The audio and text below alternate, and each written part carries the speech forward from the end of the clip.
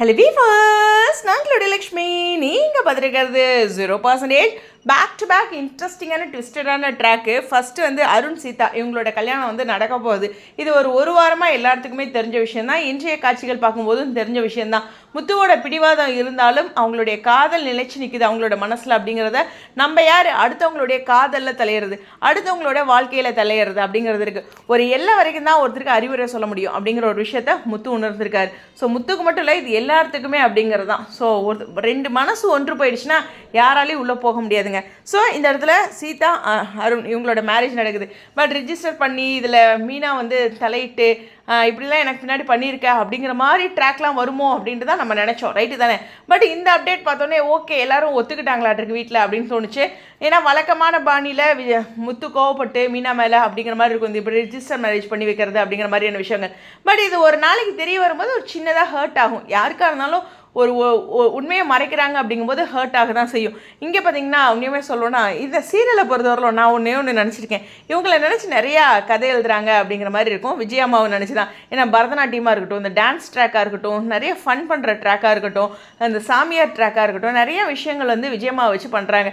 இது மாதிரி அவங்க இறந்த மாதிரி அந்த படையெல்லாம் வைக்கிற மாதிரி இருக்குது. இவங்க இது மாதிரி வித்தியாசமாக கனவு காட்டுறது அது ரிலேட்டடான ட்ராக் இருக்குது. உண்மையுமே இந்த ட்ராக்ல எதுக்கு அப்படின்னு சோஷியல் மீடியா ஆடியன்ஸ் ஒரு கொஸ்டின் மார்க் வச்சாலும் நல்லா தனியா இருக்குது அப்படின்னு சிரிச்சுக்கிட்டு பார்க்குற ஆடியன்ஸ் தான் அதிகமாக இருக்காங்க. அதனால தான் இந்த ட்ராக்லாம் சக்ஸஸ் ஆகுது. அதெல்லாம் அவங்க கவனித்து தான் இதவே ரிப்பீட்டடாக கொண்டுட்டு வந்துட்டுருக்காங்க. அதுவும் ரொம்ப முக்கியமான விஷயம். ஸோ இதுக்கு மேலே முக்கியமான ஒரு விஷயம் என்னென்னா, ரோஹிணியும் ஸ்ருதியோட அம்மாவும் ஒரு கூட்டணி வச்சுருக்காங்க. ரோஹிணிக்கு அந்த 2 லட்சம் வேணும் அப்படிங்கிற ஒரு மூவில். ஸோ இதில் வந்து ஒரு முக்கியமான நகர்வுகளில் கொண்டு வந்திருக்காங்க. இந்த இடத்துல அமௌண்ட் வாங்கினதுனால பின்னாடி ஏதாச்சும் அவங்க யூஸ் பண்ணுவாங்க. பட் அவங்க யூஸ் பண்ணுறது ஸ்ருதியோட அம்மா என்ன ஸ்டெப் எடுத்து வச்சாலும் பின்னாடி போகிறாங்க அப்படிங்கிறதெல்லாம் நம்ம கவனிச்சிட்ருக்கோம். பட் ஏதோ ஒரு வலையை விரிச்சிருக்காங்க அப்படிங்கிற ஒரு பாயிண்ட் மட்டும் இருக்கட்டும்.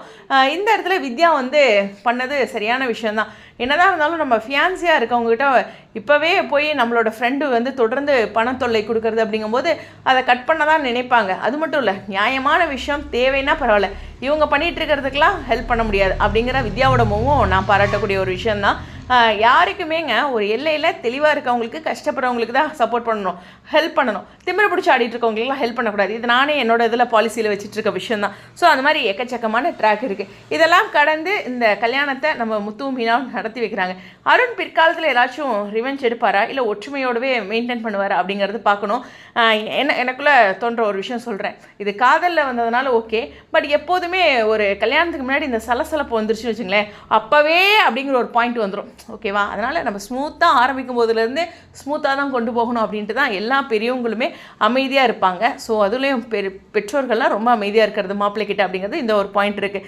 பார்ப்போம் அடுத்தடுத்த சுவாரஸ்யமான ட்ராக். இந்த வீடியோ பற்றி உங்களுடைய கருத்துக்கள். சாரிங்க, உண்மையாலுமே இந்த அப்டேட் கிடைச்சும் எனக்கு பர்சனலாலாம் நிறைய பேர் அனுப்பிச்சோம், நான் போடவே இல்லை அப்படிங்கிறதுக்கு ஹெல்த் இஷ்யூஸ் ஒரு காரணமாக இருந்தாலும் எனக்கு என்னமோ முத்து மேலே ஒரு சின்ன வருத்தம் இருந்துக்கிட்டே இருந்துச்சு. ஏன் இவர் இவ்வளோ பண்ணுறாரு அப்படின்ட்டு. பட் இருந்தாலும் அருண் நல்லவர்களாம் சொல்ல வரல. ஆனால் முத்துவோட அந்த உரையாடலில் சில டைம் வந்து ரொம்ப ஓவராக பண்ணுறாருப்பா அப்படின்னு எனக்குலாம் தோணிகிட்டே இருக்கும். ஓகேவா? சாரி, அதை நான் என்னோட மனசில் இருக்கிறத சொல்லிட்டேன். எனிவேஸ், உங்களுடைய கருத்துக்கள் ஸ்டேடியம்.